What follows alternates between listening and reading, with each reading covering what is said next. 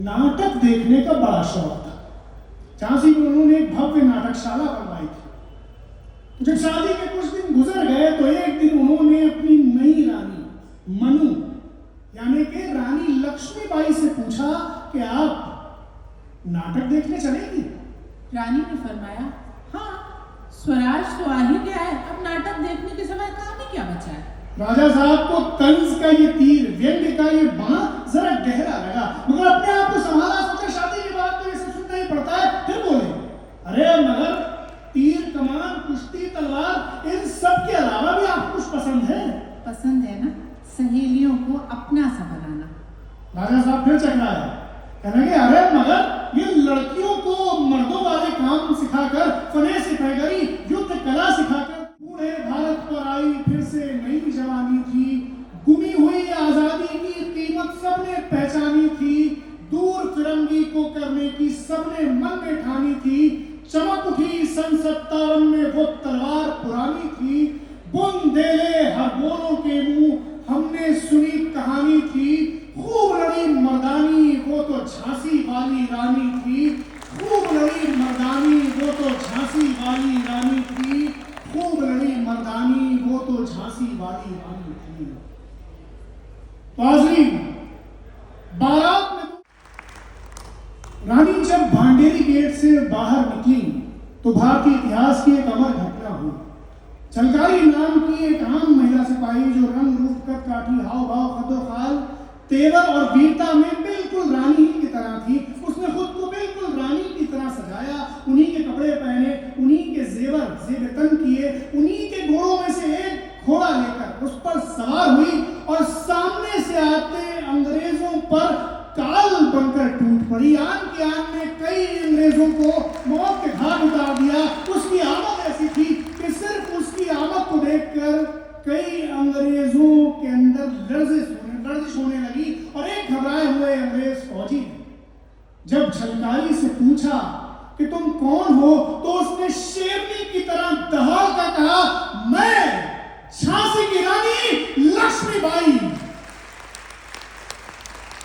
अंग्रेज यही समझ पर हाँ, कुश्ती करना, कुश्ती, ये पुरुषों ये आदमियों जैसे काम करने की बात पर लड़कियों के चेहरे पर लाज की लाली छा गई, पर कुछ जोश भी आया। काशी ने ठहरती हुई आवाज में मनु से पूछा, पर महारानी ये सब हमें सिखाएगा कौन? मनु ने बुलंद लहजे में जवाब दिया, मैं सिखाऊंगी। बिठूर के मशहूर बाला गुरु सिखाएंगे और आसपास जितने भी बड़े बड़े उस्ताद हैं वो सब सिखाएंगे।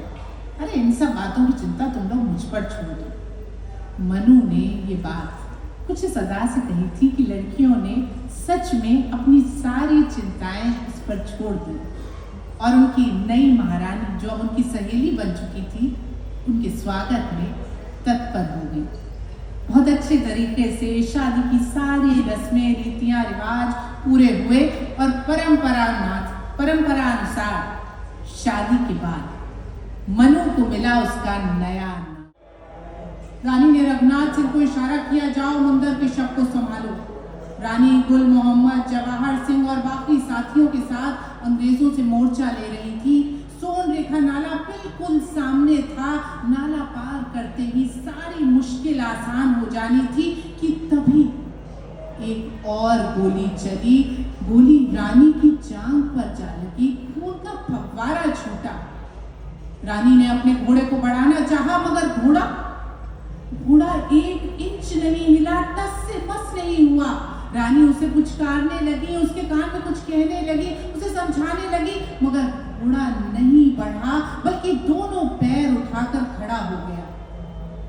इतने में ही 2 अंग्रेजी सवार पीछे से आगे आए। दोनों ने रानी पर वार किया। एक को रानी ने अपनी तलवार से काट दिया मगर एक अपने वार में कामयाब हो गया। उसने रानी के सर पर वार किया। रानी के सर का दायां हिस्सा गहरा कट गया। एक आंख बाहर निकल पड़ी। खून के धारे बह रहे थे। आंख लटकी हुई नीचे पड़ी थी। मगर ऐसी हालत में भी उस वीरांगना ने हिम्मत नहीं खोई। उसने उसने अपनी तलवार चलाई और उस हमलावर को भी काट दिया।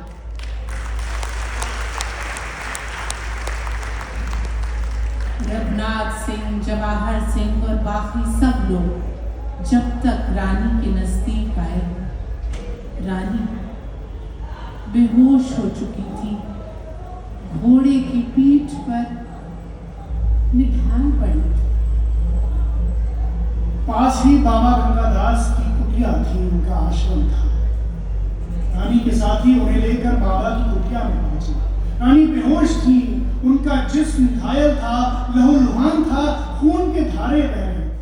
फौजी जो झांसी की रानी के साथ ग्वालियर की जंग के दूसरे दिन लड़ा था, उसने अपनी डायरी में लिखा था कि मैंने अपनी इन्हीं आंखों से झांसी की रानी को लड़ते हुए ग्वालियर की जंग के दूसरे दिन देखा। घोड़े की पीठ पर सवार झांसी की रानी, घोड़े की पीठ पर सवार झांसी की रानी अपने 8 साल के बच्चे को अपनी कमर से बांधे, अपने घोड़े की लगाम को अपने दांतों में दाबे, दोनों हाथों से तलवार चढ़ाती हुई आगे बढ़ रही। और झांसी वाले, बुंदेलखंड वाले तो आज तक ये नहीं मानते कि ग्वालियर की जंग के दूसरे दिन झांसी की रानी अंग्रेजों से लड़ रही थी। बुंदेली लोक गीतों में आता है और आज तक गाया जाता है कि ग्वालियर की जंग के दूसरे दिन झांसी की रानी नहीं बल्कि उनके रूप में काली, शक्ति, दुर्गा और भवानी यकजा होकर